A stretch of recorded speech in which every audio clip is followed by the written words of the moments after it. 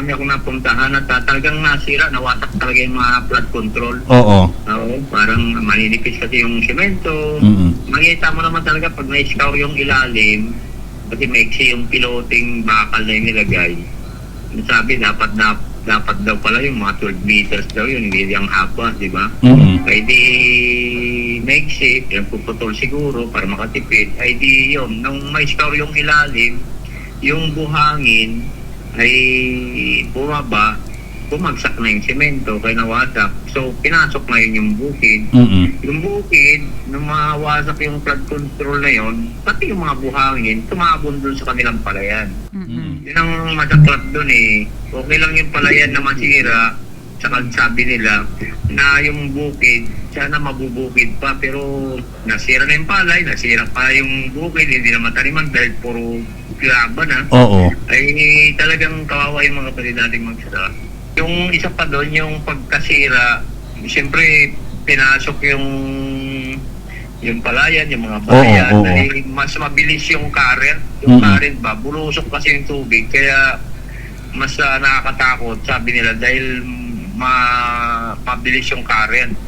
Sabi nga nila, instead na makatulong, ay nakapermission pa sa kanila yung flood control. Yun, oo.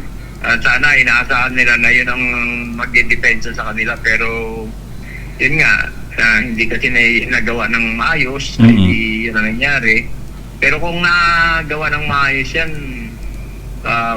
mapoprotektahan yung mga bukid at saka yung mga bahayan. Sayang kasi yung pera. Correct. Alam mo naman, kapertikwan yan eh. Pera din ang taong bayan yan dahil galing sa buwis. Kung bilyon-bilyon ang pinag-uusapan natin sa mga flood control na yan, sayang yung pera. Kung nilagay pa yan ng ayos, o kaya nilagay doon sa iba pang mga lugar na dapat lagyan, hindi doon sa gilid ng bundok.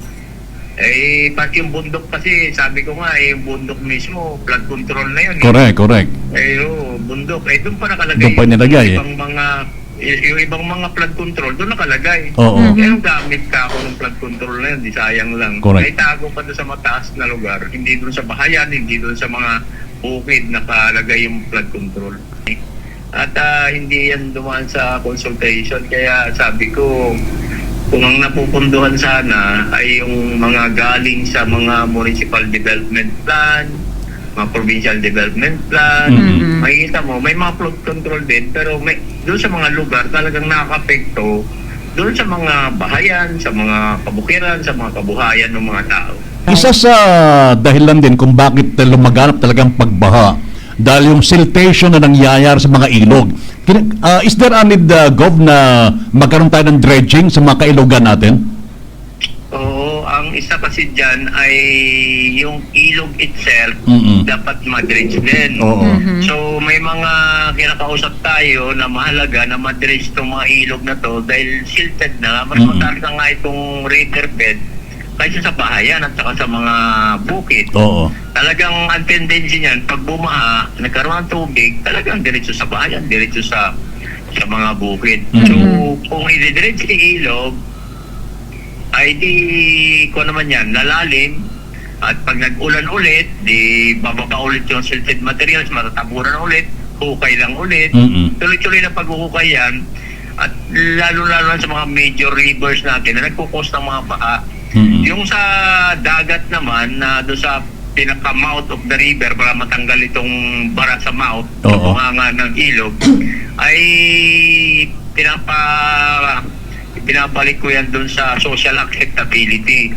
Ibig sabihin, doon sa mga binabaha, kung payag silang alisin yung bara doon sa bunganga ng ilog para makadiretso yung tubig, ay may social acceptability dapat. Sabi ko nga, dapat nag-petition to mga naapektuhan. Kasi kung tayo maunguna dyan, ay pupolitikahin tayo dyan. At kung ano naman sabihin sa atin, ay talagang suspendido yan sa atin eh.